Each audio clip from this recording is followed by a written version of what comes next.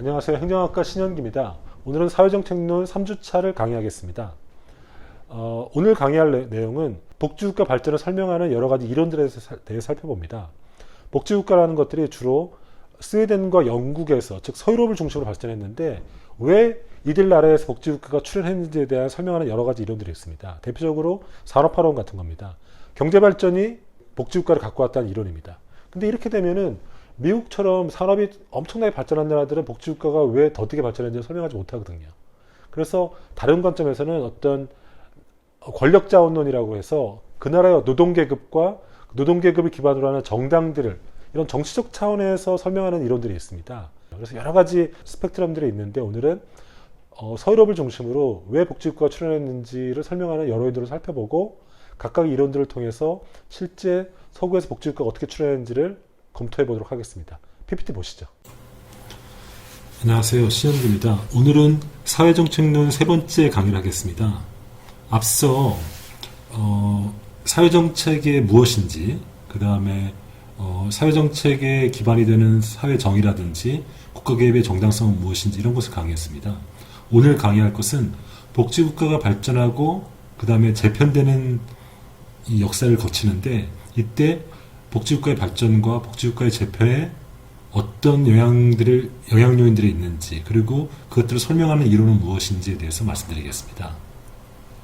이 PPT를 보시면 아시겠지만 복지국가를 시기구분하면은 1870년대 때, 그러니까 19세기 말에 이제 처음 복지국가 틀이 만들었다고 봅니다. 이때는 그 당시 프로이센 제국이죠. 비스마르크가 사회보험을 도입한 것이 최초의 복지국가의 틀로 봅니다. 굉장히 역설적이죠. 왜냐하면 이 복지국가는 굉장히 진보적인 정책인데 실제로 복지국가가 실제 도입된 거는 독일의 비스마르크라는 굉장히 보수적인 정치인에게 처음 도입됐으니까요. 그리고 시간이 지나다가 복지국가가 본격적으로 꽃이 핀 거는 세계 2차 대전이 끝난 이후입니다. 그때 이제 자본주의가 미국을 중심으로 한 자본주의가 굉장히 급성장을 하면서 1950년도부터 1960년대 사이에 이른바 복지국가의 황금기를 맞이합니다. 그러니까 가장 복지국가가 잘 구성되는 거죠. 그리고 이 1970년도 때 이제 들어서면서 이른바 두 차례 오일 쇼크가 일어나지 않습니까? 오일 쇼크가 일어나면서 그때부터 복지국가가 위기 또는 재편을 맞는다고 평가받고 있습니다. 그러니까 복지국가의 역사는 사실은 1950년대부터 본격적으로 시작됐고 70년대부터 위기를 맞는 거죠. 그리고 현재는 그 위기 혹은 재편의 연속선상에 있다고 볼 수 있는 것이죠. 특히 복지국가의 황금기 때는 이른바 복지국가 트라이앵글 세 가지 조건이 충족됐다고 봅니다.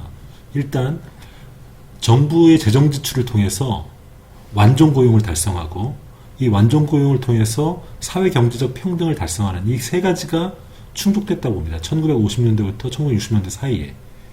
이때가 이제 복지국가의 황금기였고 이런 것을 뒷받침해주는 어떤 제도 기반이 있었는데 첫 번째는 포드주의 생산체제입니다. 포드주의라는 게 이른바 이 포드 자동차를 만드는 그 생산 라인에서 따온 건데 소품종 대량 생산 체계죠. 대량 생산을 하고 대량 소비를 이뤄내는 이런 체제가 1950년대, 60년대 때 이제 자리를 잡습니다. 이런 어떤 경제 토대 분야에서 이런 생산 체제가 확립이 되고 그러니까 자본주의가 이렇게 굴러가기 시작했다는 거죠. 두 번째는 케인즈주의적 총수요 관리가 작동하기 시작하는 거죠. 이 케인즈주의적 총수요 관리는 이른바 정부의 적극적인 재정 지출을 통해서 완전 고용을 달성한다는 이런 경제정책 아이디어인데 이것도 이 1950년대, 60년대 황금기 때 이게 작동을 하죠. 그리고 이 서구 자본주의 국가를 중심으로 자본과 노동 계급 간의 어떤 계급 타협이라는 게 이루어집니다. 그러니까 자본가 계급은 최대한 어떤 자본주의를 보존하려고 노동 계급은 그 자본주의를 타파하려고 하는 이런 이데올로기적 갈등이 있었는데 이 황금기 때 이른바 계급 간의 타협이 일어나면서 자본주의를 수정한 형태로도 우리 체제를 유지할 수 있다. 뭐 이런 식의 어떤 계급 간의 타협이 이루어지는 거죠. 네 번째는 복지국가를 지탱하는 또 가족 구조는 어떤 거냐면 이른바 남성 가부장 모델입니다. 즉 핵가족을 기반으로 해서 가부장, 그러니까 남성 가부장은 나가서 돈을 벌고, 그때 이제 경제체제는 완전 고용을 실현하는 단계죠. 재정지출을 통해서. 그 다음에 어머니, 여성은 집에서 아이를 돌보고 양육을 하는, 이런 네 가지 조건이 갖춰지면서 복지국가가 황금기를 맞았다고 봅니다.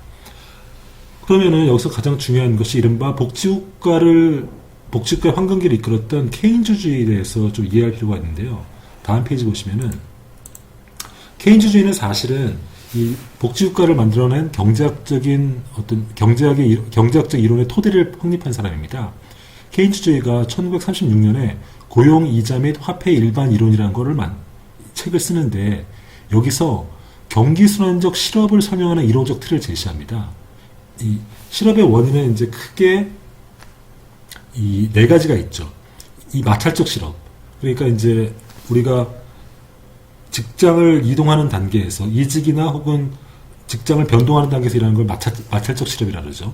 그리고 계절적 실업은 그야말로 계절에 따른 경기 변환에 따라서 계절적으로 발생하는 실업을 계절적 실업이라 그러죠. 구조적 실업은 뭐냐면은 산업 구조 자체가 혹은 통상 구조 자체가 변하면서 혹은 기술 조건이 변하면서 어떤 산업이 몰락하고 새로운 산업이 등장하는 이런 어떤 산업 전체의 순환이 일어나지 않습니까? 그때 이 어떤 산업 구조의 변화로 인해서 생겨나는 어떤 실업들, 이런 것들은 구조적 실업입니다. 케인즈가 주목한 것은 경기순환적 실업입니다. 경기순환적 실업에 대해서 사람들은 이른바 이제 고전파 경제학자들은 경기순환은 필연적이고 경기는 올라갔다가 내려갔다 이 순환을 반복하기 때문에 이른바 경기가 하강 국면에서는 실업이 발생하겠죠. 이때는 고전파 경제학자들은 이 경기순환은 자연적인 것이고 내버려두면 다시 상승 국면에 올라가니까 실업에 대해서도 그냥 사실상 방치해야 된다는 어떤 주장을 했었는데, 케인즈는 이 경기순환적 실업에 대해서 국가가 적극적으로 개입함으로써 실업을 완화할 수 있다고 봤죠. 이 케인즈의 어떤 이론적 의의라고 하는 건 뭐냐면은 이른바 정부의 개입을 통해서 경기순환적 실업을 조절해냄으로써 이른바 완전 고용을 달성할 수 있다는 이론적 틀을 제시한 것이죠. 다음 페이지 보시면은 고전경제학의 가정은 이런 겁니다. 공급은 스스로 그 수요를 창조한다. 이른바 세이의 법칙이죠. 그래서 그러면 이거는 총 공급은 총 수요를 창출하기 때문에 총 공급과 총 수요가 일치하는 임금 수준에서 완전 고용이 달성되는 거죠. 그리고 이 과정에서 일시적 실업, 즉 총 수요와 총 공급이 일시적으로 불일치하는 순간이 있죠. 이때 실업이 발생하지만은 이른바 시장, 그러니까 임금과 물가에 의해서 장기적으로는 그 실업이 해소된다고 보는 거죠. 그러니까 이 고전경제학의 가정에 따르면은 경기순환이 발생했을 때 국가가 개입하는 것은 옳지 않죠. 시장의 자연적인 순환이기 때문에 그걸 내버려두면 결국은 실업은 해소된다고 봤죠. 근데 케인즈 주장은 이런 고전경제학의 가정에서 정면으로 반대합니다. 첫 번째, 고전경제학에서는 총수요와 총공급이 불일치할 때, 이른바 경기순환적인 실업이 발생할 때 임금과 물가가 그것을 조정해낸다고 봤는데, 실제로 임금과 물가는 잘 그 변화에 신축적으로 반응하지 않죠. 그러니까 그 조절 장치인 임금과 물가가 그 경기 변환에 신축적으로 반응해줘야 되는데 그렇지 않기 때문에 사실은 완전 고용은 불가능한 거죠. 이른바 실업이 발생하면 임금 수준이 떨어져 줌으로써 다시 고용이 늘어나야 되는데, 임금이라는 건 사실 알다시피 한번 올라간 임금은 잘 떨어지지 않지 않습니까? 그리고 최근처럼 최저임금 같은 것들을 정부 정책으로 해놓으면은 임금이 떨어지지 않으니까 이른바 조정이 일어나지 않는 거죠. 그러니까 이 과정에서 완전 고용이 달성되지 않는 거죠. 그리고 고전경제학자들이 얘기하는 장기적으로는 실업이 해소된다는 이 주장을 했는데, 시장에 의해서. 근데 케인즈 유명한 얘기, 화폐개혁론이라는 책에서 장기란 현재 사안에 대한 잘못된 기준이다. 장기에는 우리는 모두 죽는다. 이렇게 얘기한 거죠. 즉 이 말이죠. 고전경제학자들은 시장에서 내버려두면 장기적으로는 이 불일치, 총공급과 총수의 불일치가 해소된다고 봤는데, 그래서 장기적으로는 해소된다고 봤는데 장기가 언제인지 알 수 없다는 거죠. 그리고 그 장기의 그 균형을 이루는 시간이 올 때까지 결국은 우리는 그 시간을 기다리다가 결국은 굶어 죽을 수 있다는 거죠. 이렇게 얘기하면서 고전경제학자들의 가정들, 주장들을 비판하는 거죠. 그리고 결국은 이 경기순환적인 실험은 뭐냐면은 유효수요, 즉 소비와 지출이 총 공급에 미달하기 때문에 완전 고용이 달성되지 않는 거죠. 따라서 역으로 생각하면은 완전 고용을 위해서 정부가 인위적으로 유효수요를 창출할 수 있다고 보는 거죠. 그러니까 총 공급과 총 수요의 그 격차만큼 실업이 발생하는데 정부가 재정 지출을 통해서 인위적으로 소비와 투자를 자극해주는, 즉 유효수요를 자극해줌으로써 그 격차를 없애주는 거죠. 그러면서 완전 고용을 달성할 수 있다고 보는 거죠. 밑에 이 표를 한번 보시죠. 이 케인즈가 볼 때 이런 겁니다. 개인 소득이 증가하면은 소비가 확대되고, 그리고 그 사람의 소비는 타인의 소득을 창출하죠. 그래서 그것이 다시 타인의 소비를 확대하면서 경기가 확장됩니다. 이른바 승수효과가 발생돼가지고 나의 소득이 경기를 활성화시키죠. 근데 저축의 역설이라는 게 발생할 수 있습니다. 거꾸로 개인이 자신의 소득을 소비하지 않고 저축할 경우에는 그만큼 소비가 감소하게 되니까, 그러면은 그만큼 다른 사람들이 생산에 대한 소비가 줄어드니까 그 제품 판매가 정체되죠. 그러니까 결국 점점 경제 규모가 위축되는 효과가 발생하죠. 이게 저축의 역설입니다. 그러니까 케인즈 경제학에서는 저축을 하는 게 오히려 경제에는 나쁜 거죠. 오히려 돈을 버는 족족 돈을 써야지 오히려 그것이 다른 사람의 소득이 되고, 그 사람은 또 그 소득에 의해서 소비가 일어나니까 경제가 점점 승수효과에서 활성화되는 것이거든요. 그러니까 개인 소득의 경제적 효과, 반대로 개인의 저축이 오히려 경제를 나쁜 효과를 주는 저축의 역설이 발생하죠. 그죠? 그러니까 이것을 총지출과 총수요의 관점에서 보면은 모든 사람이 저축을 하거나 혹은 어떤 경기 하강 국면에서 지출을 감소시키면은 그것이 판매의 감소가 일어나고, 그리고 그것은 기업 재고가 증가하게 됨으로써 총 지출이 완전 고용 수준에서 이하가 되는 거죠. 그만큼 그렇게 되면 고용이 감소하게 되는 거죠. 지금 코로나19 사태로 사람들이 지출을 줄이지 않습니까? 그러면은 역시 승수효과에서 판매가 감소하게 되고 기업의 재고가 증가하게 되고, 그러면 기업은 고용을 줄이는 게 되는 거죠. 그죠? 그럼 이렇게 하면 어떻게 되느냐? 케인즈 아이디어는 그 지출 감소, 수요 감소만큼 정부가 재정 지출을 해주라는 겁니다. 그래서 이런 거죠. 계획된 총 지출이 완전 고용 수준에 미달할 경우 생산량이 감소하게 되죠. 그러면 승수효과에 의해서 총 지출 감소폭이 다시 확대되죠. 그럼 비관적 심리가 확산됨으로써 자산 가격이 하락하고 다시 총 지출이 또 감소하는 악순환이 발생하는 거죠. 그러면 사회 전체의 생산량이 감소하니까 장기 실업이 지속되는 거죠. 그래서 이런 상황을 탈피하기 위해서 이 총공급에 미달하는, 총수요가 총공급에 미달하는 만큼 정부가 돈을 풀어서 그 유효 수요를 창출해 주라는 거죠. 그걸 통해서 완전 고용을 창출할 수 있다고 보는 겁니다. 여러분 아시다시피 정부가 할 수 있는 큰 정책은 재정 정책과 그러니까 통화 정책이 있습니다. 근데 케인즈는 재정 정책은 효과가 있다고 봤습니다. 그런데 금리 효과는 효과가 없다고 봤습니다. 왜냐면은 과잉 설비 상태에서 비관적 전망이 우세하다면은 이자율을 떨어뜨려도 사람들이 더 이상 투자하지 못한다는 거죠.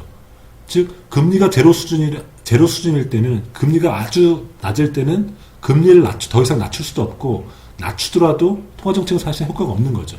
실제 이런 것들이 일본에서는 사실 마이너스 금리, 즉 금리가 마이너스라는 건 사실은 돈을 빌리면 오히려 내가 이자를 더 받는다는 의미가 되는 거죠. 즉 금리 인하 효과가 없지 않았습니까?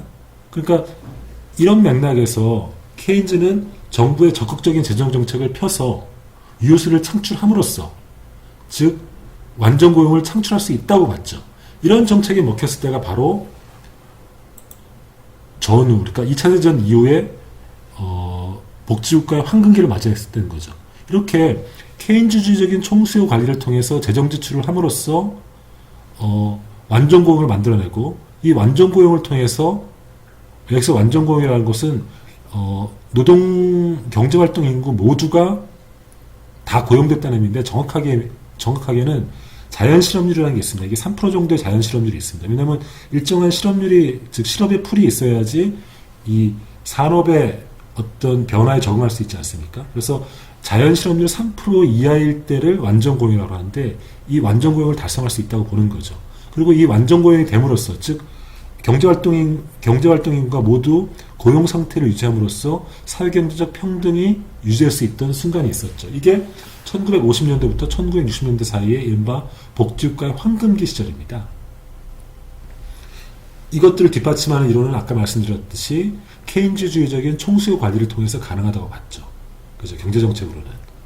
근데 이런 식의 복지국가 왜 가능했을까? 이제 서구에서는 이제 미국과 서유럽을 중심으로 이런 식의 복지국가가 황금기를 맞이하는데 약 20년 동안, 전후 20년 동안 황금기를 맞이하는데 왜 이런 식의 복지국가가 가능했는지를 설명하는 이론들은 크게 세 가지가 있습니다.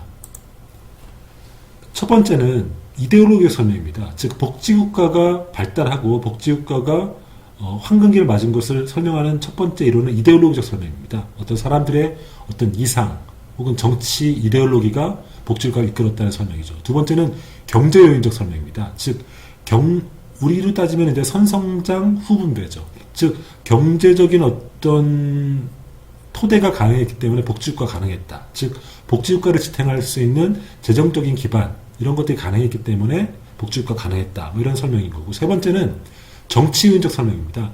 즉 복지국가를 가능하게 했던 어떤 정치 세력들 혹은 정치 역학 이른바 복지동맹, 복지정치가 가능했기 때문에 복지국가가 탄생했고 발달할 수 있었다라는 설명 틀이죠. 그래서 복지국가를 설명하는 크게 세 가지 이론이 있는데 하나하나 설명해 보겠습니다. 첫 번째, 복지국가를 설명하는 첫 번째 설명은 이데올로기적 설명입니다. 이거는 뭐 이런 식의 것에 예를 들 수 있죠. 사회 양심 이론입니다. 이거는 이제 영국 사회정책학의 통설인데 복지국가가 등장한 것은 이제 뭐 몇 가지 대표적인 나라가 있습니다. 첫 번째는 이른바 사회보험은 독일에서 먼저 시작됐고 그 다음에 이제 수단 같은 경우는 1930년대 스웨덴에서 시작됐습니다. 그리고 이른바 복지국가를 이끌었던 나라가 이제 영국인데 이른바 비버리지 보고서가 영국에서 탄생한 거죠. 이게 1944년에 이 2차 대전 중에 영국의 노동 차관이었던 비버리지라는 사람이 이 전후에 영국은 어떤 사회가 될 것인가 그리고 전쟁에서 싸우고 돌아온 젊은이들에게 그 보답으로 영국은 어떤 나라가 될 것인가라는 그 청사진을 제시한 게 비버리지 보고서입니다. 근데 이 비버리지 보고서는 그 이전에 웹이라는 그러니까 이 웹부부라고 하는 혹은 여러 가지 이제 영국 전통 속에서 이제 페이비언 사회주의라는 그 그룹들이 있거든요. 그러니까 영국의 자본주의에 의한 어떤 사회적 문제를 어떻게 해결할 것인가를 고민했던 어떤 그룹들이 있는데 진보적인 그룹들인데 이 사람들을 영국식 사회주의라고 해서 페이비언 그룹이라고 그러는데 이 사람들이 사회 개량 혹은 사회 진보들에 대한 그 아이디어를 많이 내놨고 이것들이 발전해서 나중에 영국식 복지국가로 발전하는데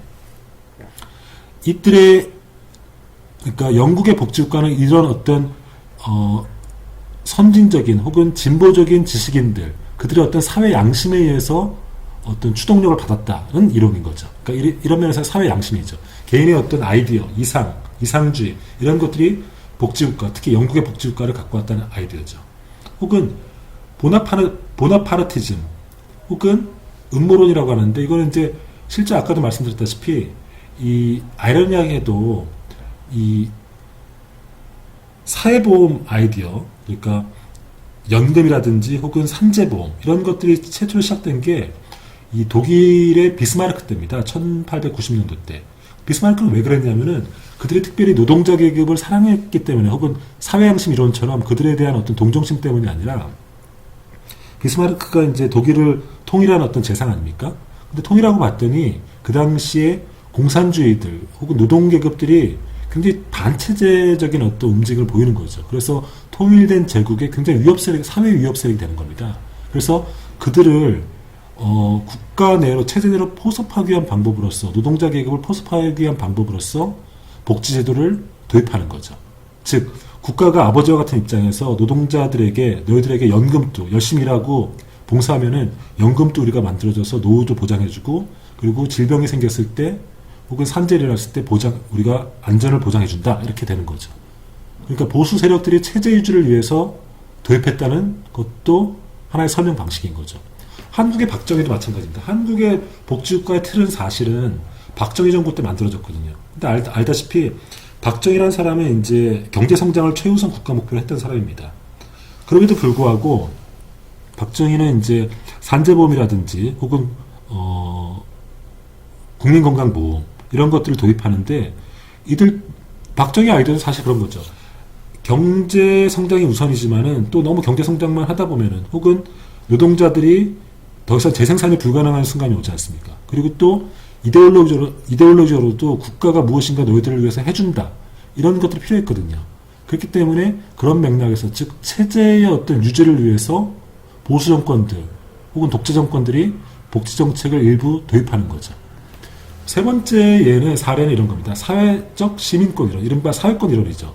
저번 첫 번째 시간에 얘기했듯이 마샬이라는 어떤 영국의 어떤 사회정책학자가 지난 300년 동안 인간의 권리라는 것들이 자유권에서 정치권에서 사회권으로 발전해 왔다고 얘기하지 않았습니까? 자유권이라는 건 그야말로 인간의 기본권에 해당하는 겁니다. 정치권은 이른바 정치적 국민권에 해당하는 것이고요. 그런 것들이 확립되고 20세기 들어서는 이른바 사회권, 사회에서 인간답게 살 수 있는 권리가 인간의 권리를 갖게 됐다는 거죠. 따라서 이 사회권에 근거해서 사회복지 정책을 추진하고 그것은 그 정치 공동체에 사는 사람들의 당연한 권리다. 이렇게 설명하는 거죠. 이런 걸 통해서 복지국가의 발전을 설명하는 거죠. 등장과 발전을 설명하는 거죠. 그래서 주로 어떤 정치 이데올로기 혹은 어떤 정치적 이상주의 혹은 이런 것들을 통해 설명한다 그래서 이데올로기적 설명이라고 하는 거죠.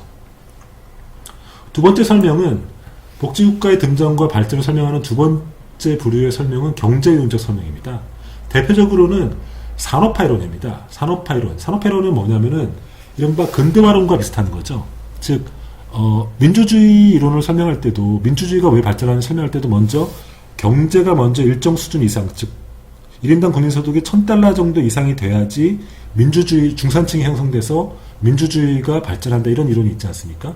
복지국가도 마찬가지입니다. 복지국가는 국가가 재정의 일부분을 복지정책, 사회정책에 쓰는 것이기 때문에 일정한 경제적인 재원을 필요로 합니다. 그러니까 복지국가 등장하기 위해서는 일정하게 산업화가 일정 단계에 도달해야 된다는 이론인 거죠. 윌렌스키 같은 사람이 이제 대표적으로 주장했죠.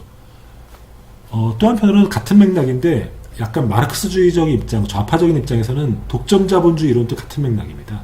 무슨 말인가 하면은 독점자본주의, 즉 자본주의가 발전하면은 그것이 독점화되거든요. 일부 거대 재벌, 거대 자본으로 자본이 집중돼서 그들이 지배하는 자본주의가 된다 그래서 독점자본주의 이론인데 이 독점자본주의 이론이 되면은 이 사회적인 불만이 커지지 않겠습니까? 그 다음에 경제의 양극화가 심해지죠.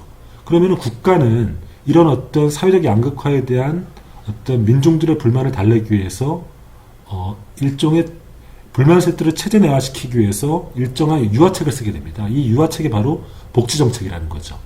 그래서 산업화이론과 독점자본주의론은 산업화이론은 이제 이른바 우파적인 설명이고 독점자본주의론은 좌파적인 설명인데 둘 다 복지국가의 등장과 발전에서 가장 핵심적인 요인은 경제성장 혹은 자본주의의 발전이라고 했다는 면에서 즉 경제적 요인을 강조했다는 면에서 경제요인적 설명이라고 하는 거죠.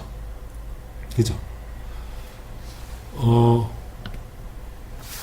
그러면은 이 이론의 특징, 특히 산업화이론의 특징은 뭐냐면은 이른바 구조기능적 설명이죠. 즉 경제가 발전하면은 그 경제의 발전에 부응해서 사회정책 부분에서 복지국가가 등장한다는 건데 그래서 결국은 경제발전을 모든 나라가 일정 수준의 경제발전의 문턱을 넘어서면은 모두 복지국가에 귀결된다는 수렴론을 가정할 수밖에 없는 거죠. 그럼 질문을 하게 되는 거죠. 그러면은 왜 비슷한 경제발전 수준에 있는 나라마다 복지국가의 수준 혹은 복지발전의 수준이 차이가 나는가? 그때 우리가 얘기했듯이 복지국가가 티터머스 이론에 따르면은 자녀적 모델과 제도적 모델이 있거든요. 선진 복지국가 사이에서 그러니까 자본주의가 발전한 선진 자본주의 국가 사이에서도 어떤 나라는 자녀적 모델, 이른바 미국이라든지 영국 같은 나라는 일본 이런 나라는 자녀적 모델이고, 이른바 스웨덴이라든지 이런 스칸디나비아 국가들은 제도적 모델이거든요. 그럼 그 나라들은 모두 경제 수준이 모두 일정 수준 이상인데 왜 나라마다 복지국가 유형이 다른가? 이런 질문을 할 수밖에 없는 거죠. 그리고 역시 덴마크의 그 복지학자인 에스핑 앤더슨도 비슷하게 하거든요. 복지국가를 세 가지 유형으로 보거든요. 자유주의적 모델, 즉 영국과 미국 같은 자유주의 모델, 보수주의 모델은 독일과 프랑스 같은 모델입니다. 삼인주의 모델은 뭐냐면은 역시 스칸디나비아 모델인데 이런 식의 복지 모델이 다르다는 거거든요. 근데 이 나라들은 모두 선진자본주의고 일정한 경제 수준에 도달했거든요. 그러면은 동일한 경제 수준에 도달한 나라들이 왜 복지국가의 모델 유형이 다른지는 설명되지 않는 거죠. 경제 이론에서는. 다음 페이지 한번 보시죠. 산재보험의 하나를 예를 들어봅시다. 이거는 각 나라마다 산재보험이 몇 년도에 산재보험이 도입됐고 그 당시에 1인당 GDP를 비교해 놓은 것입니다. 독일에서 산재보험이 도입될 때가 1871년 비스마르크 때입니다. 이때 1인당 GDP가 1817달러였습니다. 근데 미국 한번 보세요. 미국은 산재보험이 1930년도 도입됐는데 언제 도입됐냐면 이게 이제 대공황 직전에 도입된 거죠. 그때 1인당 GDP가 6,213달러입니다. 그죠? 그러면은 거의 경제 요인 이론에 따르면은 경제 수준이 복지를 결정한다고 되어 있는데 지금 미국에서는 1인당 GDP가 3배가 돼서야 산재보험이 도입되는 거거든요. 이런 차이를 설명하지 못하는 거죠. 그죠? 그래서 경제 이론의 복지국가 설명을 경제적인 요인으로 설명하는 것이 약점이 이것입니다. 세 번째 요인은 정치 요인적 설명입니다. 복지국가의 등장과 발전을 정치 요인으로 설명하는 겁니다. 정치 요인으로 설명하는 것은 첫 번째 다원주의 이론 또는 이익집단 이론이라고 할 수 있는데 이렇게 설명하는 거죠. 복지정책은 중위 투표자의 선언에 의해서 결정된다는 겁니다. 중위 투표자의 선언한 건 뭐냐면은 이런 겁니다. 밑에 그림에서 보듯이 그 나라의 어떤 이념 분포를 진보부터 보수까지 있다고 치면은 보통은 이른바 우리나라로 예를 들어봅시다. 진보 정도 30, 보수 30, 중간에 40 정도가 중도파가 중간에 있는 거죠.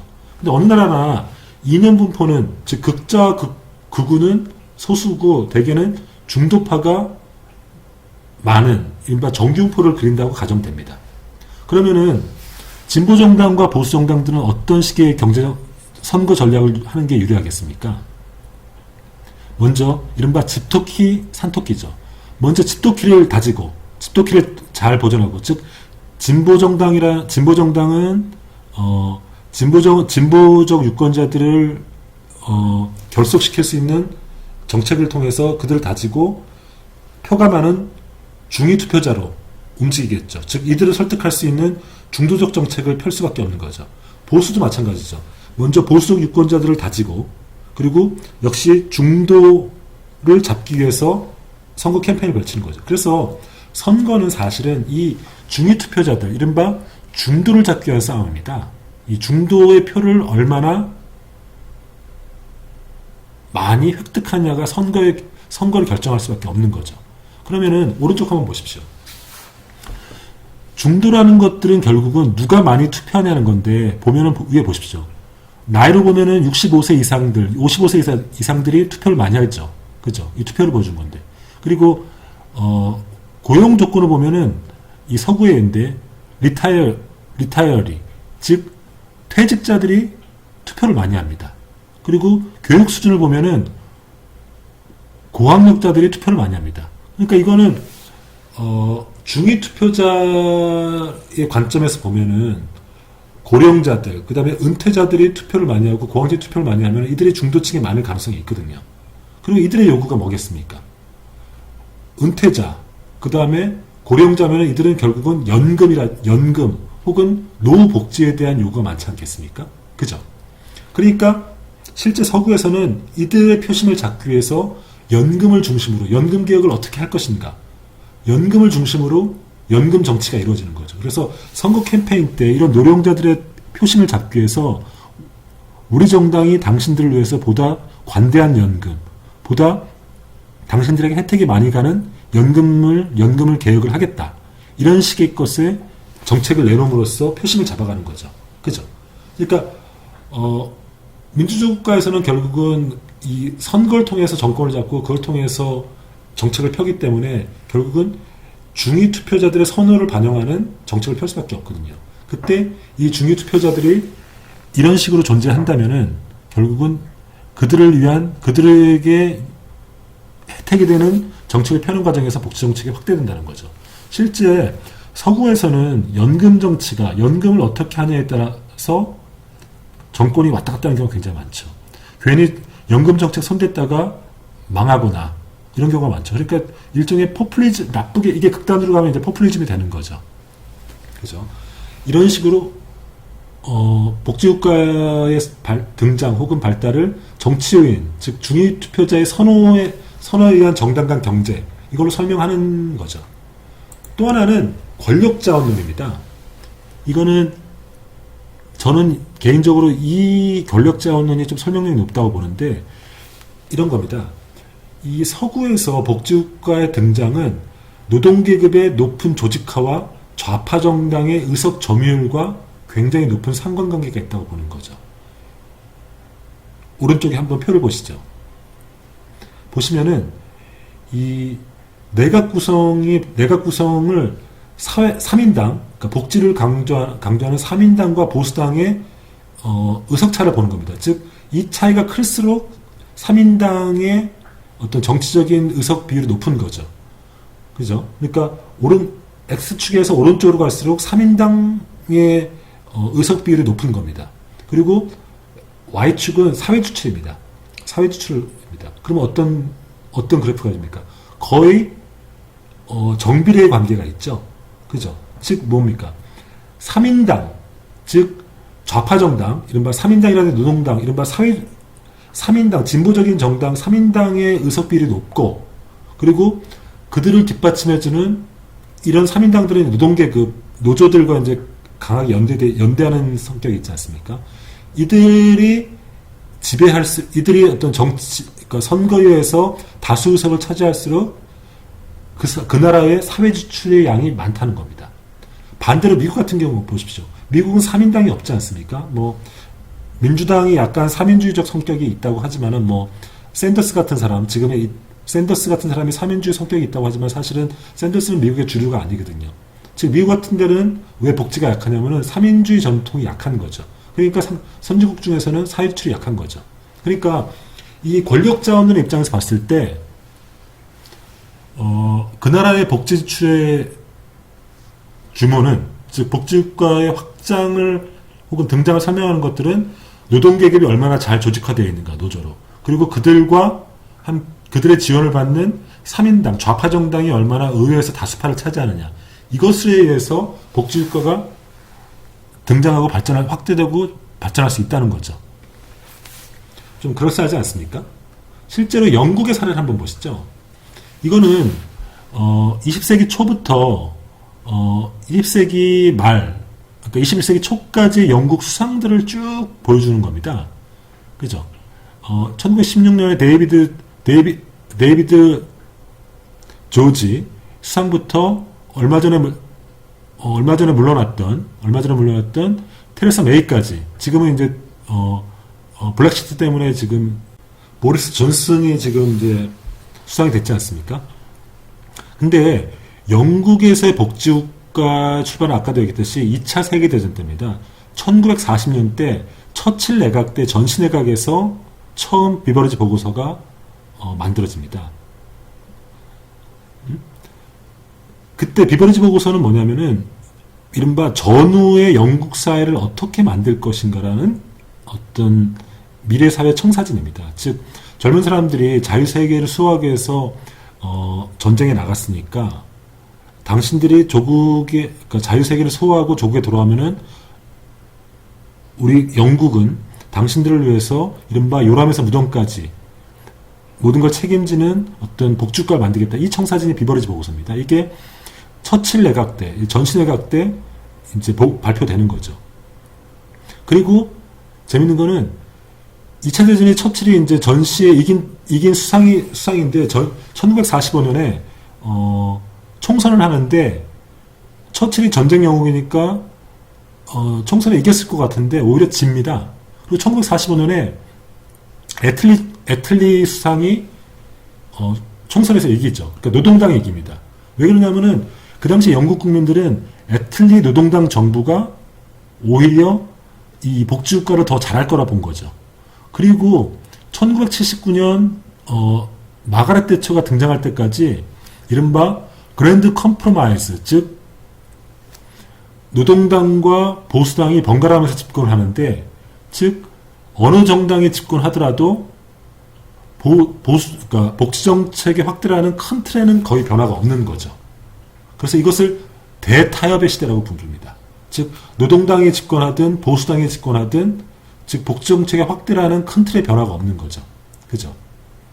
그래서 지금 영국인들이 가장 자랑스럽게 생각하는 게 NHS, 영국식 의료보험 제도인데, 이거는 이른바 보수당은 이 제도를 사회주의 정책이라고 얘기하기도 하지만은 그럼에도 불구하고 없애지 않았습니다. 왜냐하면은 국민들의 지지가 너무 높고, 그리고 영국식의 복지를 대표하는 정책이었기 때문에. 그래서 거의 전후 한 30년 동안 이른바 대타협의 시기에 이루어지면서 어떤 보수당이 집권하든 노동당이 집권하든 복지정책 확대됐죠. 이 대타협을 무너뜨린 게 이른바 이 극강 보수주의인 마가렛 대처입니다.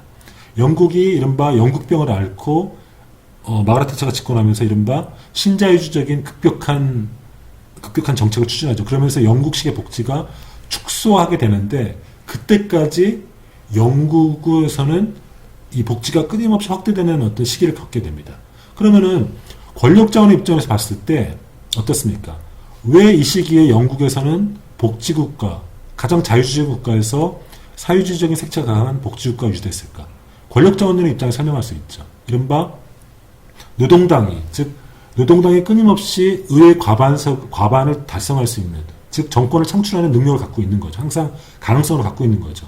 그리고 그것을 뒷받침하는 노동계급의 탄탄한 조직력이 뒷받침돼 있고, 그리고 보수당도 그런 어떤 분위기 속에서 어떤 대타협이 일어나면서 보수적인 정책으로 복지 축소를 회개하지 않고 그 복지를 강화하는 그런 어떤 정책 기조를 유지하는 거죠. 그죠? 이런 걸 통해서 권력자원론을 영국의 복지국가로 설명할 수 있죠. 그런데 권력자원론에도 물론 비판이 있습니다. 첫 번째 비판은 이런 겁니다. 호주와 뉴질랜드 예를 보면은 권력자원론은 노동운동, 즉 노조의 조직률이 복지국가랑 연결된다고 가정했는데, 노동운동이 활발해도 반드시 높은 수준의 복지국가가 연결되지 않습니다. 호주나 뉴질랜드 보면. 호주나 뉴질랜드도 노동운동이 활발하거든요. 근데 스웨덴이라든지 영국식의 복지국가가 만들어지지 않거든요. 오히려 잔여적인 이런 식의 복지국가가 됐거든요. 왜 그런가? 권력자원론은 안 맞는 거죠. 그 다음에 이 권력자원론에서는 또 이 진보정당의 어떤 주도적인 역할을 강조하는데, 이 미국의 복지국가를 설명할 때는 이런 미국에서는 일정하게 복지제도가 확립되어 있거든요. 근데 미국에는 아시다시피 좌파 정당이 없단 말이죠. 그러면은 미국의 복지국가를 설명할 방법이 없잖아요. 그죠? 이때 미국의 사회학자인 테다 스카치포리라는 사람은 뭘 얘기하냐면은 복지국가에 등장을 할 때 어떤 관료 집단, 즉 개혁적 관료 집단의 주적 역할이 있다는 거죠. 즉 진보정당의 정책이 반드시 복지국가를 갖고 있는 게 아니라, 진보정당이 없는 경우에는 국가 자체가, 즉 관료 집단 자체가 어떤 사회통합의 목적을 위해서 복지국가를 주도할 수 있다고 보는 거죠. 뭐 이런 식으로 권력자를 비판하는 거죠. 그리고 또 다른 지적은 이런 겁니다. 권력 자원론에서는 노동계급의 동원이라든지 노동계급을 동원한다든지 그 다음에 좌파 정당의 어떤 의석수가 그러니까 의석이 중요하다고 하는데 실제로는 좌파 정당이 다수가 되는 경우는 굉장히 힘듭니다. 그렇지 않겠습니까? 그죠? 그러니까 실제로 스웨덴 같은 경우도 보면 지금 스웨덴의 이제 복지국가를 이끌었던 게 스웨덴 3인당인데 스웨덴 3인당이 실제로는 1930년대 때 이전에는 사실은 다수당이 거의 되지 못했습니다.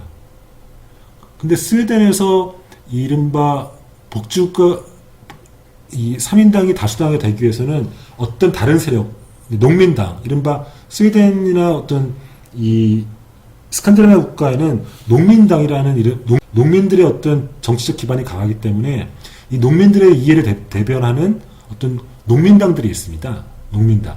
그래서 스웨덴의 복지국가는 사실은 3인당이 단독 과반이 됐기 때문이 아니라 1930년대 때 3인당과 농민당이 서로 이른바 계급연합을 하는 거죠. 이른바 정록연합이라고 하는데 이런 정록연합을 통해서 이른바 단독 과반이 아니라 계급연합을 통해서 다수파가 되는 거죠. 연합을 통해서. 연정을 만드는 거죠. 지금식 표현으로 하면. 그걸 통해서 복지정책을 추진해 나가는 거죠. 그러니까 이제 이 권력자원론에서는 이런 어떤 계급연합을 통한 다수파 형성 이런 것들에 대해서 말하지 않았기 때문에 이때 좀 이론적으로 취약하다 이렇게 얘기할 수 있는 거죠. 그래서 지금까지 복지국가가 어떻게 등장하고 탄생했는가에 대해서 이데올로기적인 관점에서 설명, 그 다음에 경제 요인을 강조하는 설명, 그 다음에 정치 요인을 강조하는 설명, 정치 요인 중에서는 특히 이제 중위투표자의 이론과 권력자원론 이런 걸 얘기했죠. 그러면 이 관점에서 봤을 때 한국은 복지국가가 될 조건을 갖추고 있습니까? 권력자원론 입장에서 보면은 한국은 노조가입률도 굉장히 낮죠. 실제 2017년도에 노조가입률은 10% 미만입니다. 한국은 노조가입률이 점점 낮아지고 있죠. 그죠? 그리고 우리는 노조가입률이 낮아지는 건 또 한편으로는 한국의 노조체제는 사실 기업별 체제입니다.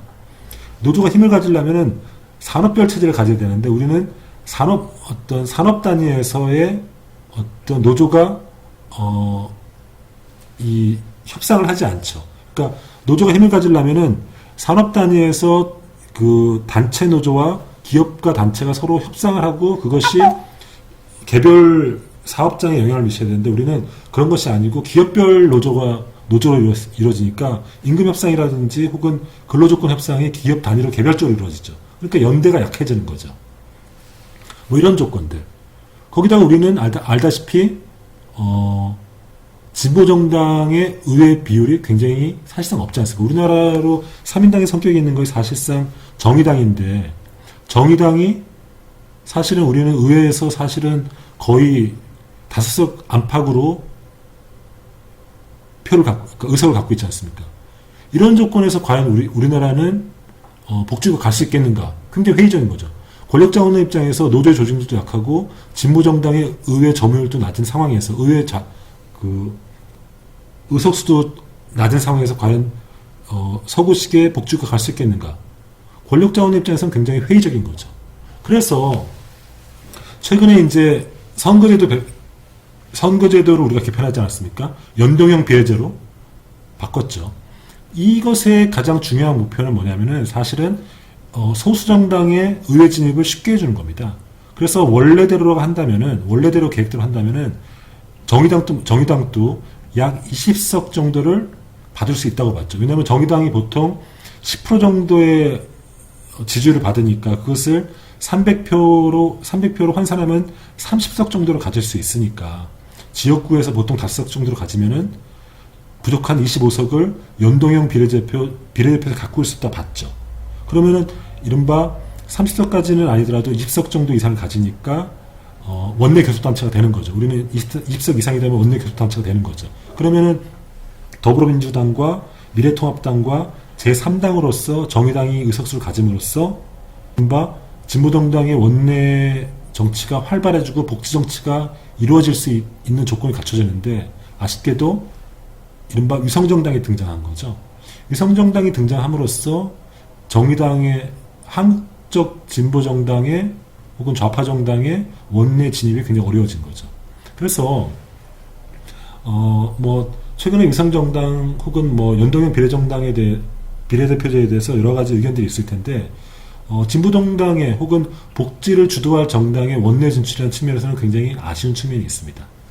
어쨌든 이 얘기는 수업 시간에 좀 더 자세히 말할 기회가 있을 거라 봅니다.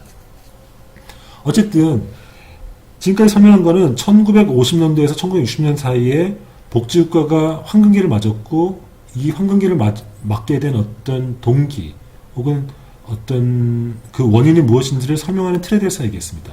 근데 아쉽게도 1970년대가 되면은 복지국가가 위기를 맞습니다. 그거는 1974년도 세계적으로 닥친 오일 쇼크입니다. 오일 쇼크는 이런 거죠. 중동에서 오펙이 석유 가격을 일방적으로 올린 거죠. 감산을 함으로써 석유 가격이 일방적으로 올려진 거죠. 총 공급이 줄어들면서, 그러니까 총 공급이 줄어들므로써 이른바 물가가 확실하게 올라가는 거죠. 그죠?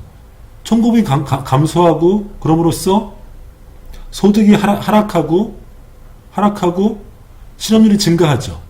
실업률이 증가하면 물가가 떨어지는 게 맞는데, 이른바 실업률이 증가하는데도 오히려 물가가 오르는 거죠. 그죠? 필립스 곡선은 뭡니까? 실업률과 물가 간의 반비례 관계가 있다고 보는데, 이 오일 쇼크를 통해서는 이 공급 측에서의 쇼크였기 때문에 실업률도 증가하고 동시에 물가도 오르는, 즉 필립스 곡선이 깨지면서 이른바 스태그플레이션이 일어나는 거죠. 이 얘기는 뭐냐면은, 스태그플레이션이 일어남으로써 이른바 더 이상 복지국가를 지탱했던 케인주주의적인 총수요 관리가 안 된다는 걸 의미하는 겁니다. 케인주주의 총수요 관리가 뭡니까? 경기가 하락할 때 돈을 풀어서 유효수요를 만들어냄으로써 완전 고용을 달성한다는 거죠. 그때 물가가 일정 정도에 오르면서 완전 고용이 달성되는데, 이 오일 쇼크는 뭡니까? 오일 쇼크가 왔을 때 스태그플레이션이라는 거죠. 즉, 물가는 오르는데, 그러면 이제 경기가 활성화되어야 되는데 활성화되지 않고 오히려 실업률이 증가하는, 그러니까 돈을 풀면 풀수록 오히려 물가만 오르고 실업률은 감소하지 않는 스태그플레이션 현상이 일어나는 거죠. 그러니까 케인주주의, 복지국가를 지탱했던 케인주주의가 더 이상 작동하지 않는 문제가 생기는 거죠. 그렇죠? 이러면서 복지국가가 해체, 어떤 사람들은 이제 극단주의자들은 해체라고 하고, 조금 복지국가를 지지하는 쪽에서는 재편이 일어났다고 보는 거죠. 그래서 다음 페이지 보면은 케인주적 총수요 관리는 사실은 복지국가를 만들었던 경제 이론인데, 사실은 현재는 더 이상 작동하지 않는다고 봅니다. 잘 작동하지 않는다고 봅니다. 복지국가 황금기처럼. 왜냐? 첫 번째 산업구조가 변하는 거죠. 왜냐면은 산업구조가 지금의 산업은 성장 없는, 그러니까 고용 없는 성장, 산업구조 자체가 고용 없는 성장으로 가지 않습니까? 그러니까 반도체 예를 들면은 반도체 산업은 아무리 그 규모가 커져도 기계화가 되기 때문에 고용이 잘 만들어지지 않습니다. 근데 케인주주의적인 아이디어는 뭡니까? 정부가 총수요를 자극함으로써 고용을 창출해낸다는 건데, 산업구조가 변하면은 더 이상 산업을 자극하더라도 고용이 만들어지지 않는 거죠. 왜냐하면 고용 없는 성장이 일어나니까. 그리고 케인주주의적인 총수요 관리를 어렵게 하는 또 다른 요인은 세계화입니다. 케인주주의적 아이디어는 뭐냐면은 일국적 모델입니다. 일국 내에서 재정 정책을 씀으로써 이른바 경기가 자극을 받는다는 건데, 세계화된 시절에서 재정 정책을 쓰면은 그것은 곧 그 나라의 물가를 올려서 통화를 낮추는 효과가 있습니다. 그러면 통화가 낮추면 그건 다시 국제 교역 관계에 변화를 주게 되죠. 세계화된 상황에서는. 그러니까 지금처럼 각국의 교육이 활발하고 그 자본이 움직이 활발해지는 세계화 시절은 일국 차원의 재정 정책이 잘 먹혀들지 않는 문제점이 있습니다. 그러면서 케인주주적인 어떤 재정 관리, 총수요 관리가 잘 작동하지 않는 거죠. 이건 다시 말해서 뭘 얘기하냐면은 케인주적인 총수를 통해서 운영됐던 복지국가가 작동하지 않는다는 걸 의미하는 거죠. 이런 현상이 1970년대에 일어납니다. 그래서 1970년대의 복지국가 얘기는 미슈라 같은 학자는 이렇게 얘기합니다. 스태그플레이션을 통해서 경제 성장이 둔화되고 완전 고용 시스템이 붕괴되고 대량 실업이 발생하고 그 다음에 국가 재정이 악화되기 시작하고 그 다음에 사회 서비스가 위축되는 거죠. 의도적으로 축소되고 그 다음에 그런 복지국가에 대한 어떤 국민적 신뢰가 약화되는 거죠. 일단 그러니까 이른바 1970년대 오일 쇼크 이후에 세계 경제가 하락하면서 완전 고용도 안 되고 물가는 오르고 국가 재정은 악화되고 이러면서 복지국가에 대한 국민적 신뢰가 약화되는 거죠. 이러면서 복지국가가 해체돼야 된다. 복지국가가 이런 큰 정부죠. 사실 복지국가는 큰 정부죠. 이런 복지국가의 큰 정부를 축소하고 이른바 작은 정부로 가야 된다. 작은 정부라는 게 사실은 복지국가를 축소하자는 주장이거든요. 이런 식의 신자유적인 주장이 득세하면서 이른바 복지국가의 재편이 일어나는 거죠. 이게 이제 1980년대 초반에 미국의 레이건, 영국의 대처를 중심으로 복지국가의 대대적인 축소가 일어난 거죠. 신자유주의, 작은 정부라는 이름으로. 근데 1970년대 이후에 복지국가의 재편을 설명하는 관점이 여러 개가 있는데 대표적인 것만 얘기하면은 첫 번째는 복지다원주의입니다.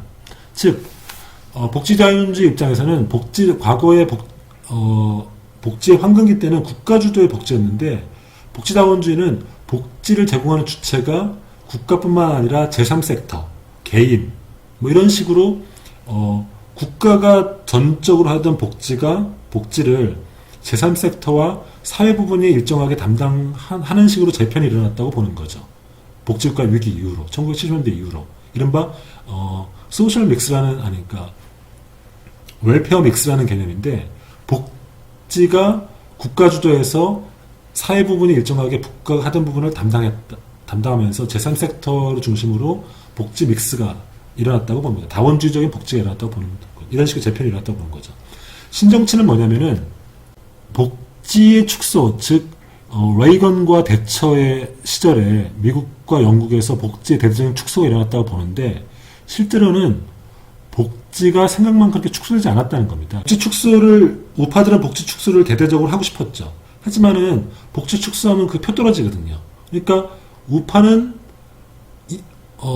캠페인은 복지를 축소할 것처럼 막 얘기했지만 실제로는 선거의 제약 때문에 복지를 그다지 축소하지 않았고 그렇다고 해서 좌파가 복지를 확대하지도 못했죠. 왜냐하면 예산의 제약 때문에. 그래서 사실은 레이건 대처 시절에 영국과 미국에서 복지가 대대로 축소된 것 같지만 실제로 어정쩡한 상태에서 우파는 선거 때문에 표 떨어지기 때문에 축소를 못하고 좌파는 예산액 때문에 확대도 못해서 어정쩡한 어떤 현상 유지를 하는 그 상태가 이루어졌다고 보는 거죠. 이런 거 신정치라고 보는 거죠. 그죠? 세 번째 입장은 세계화인데 세계화가 이제 복지국가의 위기를 불러오는 어떤 케인즈주의적인 총수 관리를 제약함으로써 복지국가를 어렵게 만들었던 요소라고 하는데 두 가지 관점이 있습니다. 세계화를 통해서 복지국가가 수렴됐다. 거의 비슷한 모양으로 됐다고 보는 게 있고 또 하나는 점점점 그 유형에 따라서 각각에 다르게 대처했다라고 보는 입장이 있습니다. 근데 이제 이산론이 더 설득력이 저는 있다고 봅니다. 왜냐하면 복지국가가 아까도 얘기했지만 어떤 그 나라의 역사적 전통과 어떤 체제의 특성 때문에 각각의 독특한 유형을 갖고 있습니다. 근데 복지국가 세계화라는 걸 통해서 복지국가의 위기가 왔을 때 각국의 유형별 특성에 따라서 다른 식으로 대응을 하거든요. 이게 이산론인데 이렇게 보는 것이 더 타당하다고 봅니다. 이런 설명은 복지국가 유형에 대한 설명은 다음 시간에 좀 더 자세히 설명하도록 하겠습니다. 네 번째 관점은 복지국가가 역량 형성 국가로 바뀌었다는 거죠. 즉 근로를 강조하는 쪽으로. 즉 복지국가가 어떤 식으로 제도 개편이 일어났냐면은 근로, 즉 일을 해야지 복지를 주는. 옛날에는 그냥 이제 조금 관대하게 줬다면은 근로를 하는 노동을 조건으로 복지를 주고 그 다음에 보편적 복지를 축소하고 선택적 복지를 주로 강화하는 쪽으로. 그 다음에 국가가 하던 것들을 주로 민간으로 이렇게 이양하는 이런 식으로 하면서 개인의 선택과 의무를 강조하는 쪽으로 복지가 재편이 일어났다고 보는 거죠. 역량 형성 국가입니다.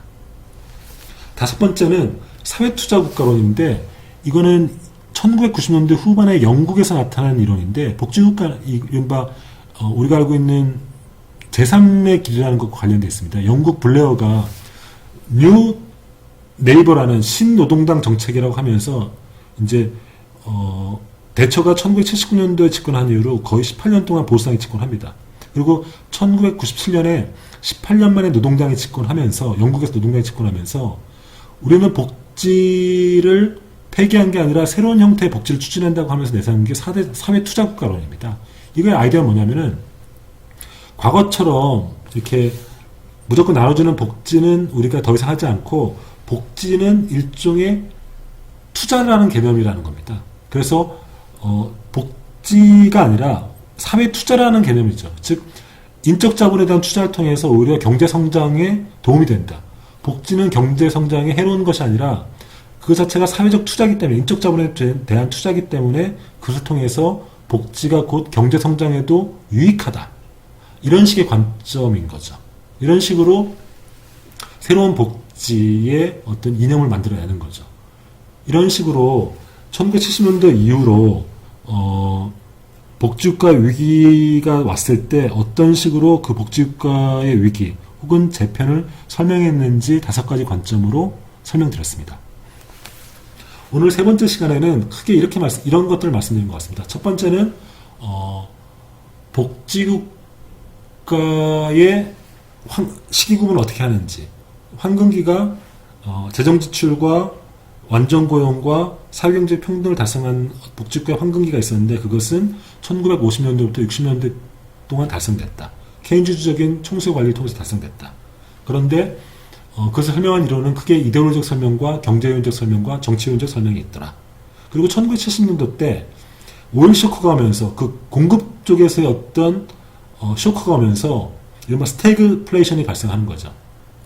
즉 물가가 오르면서 동시에 실업률도 증가하는, 즉 필립스 곡선이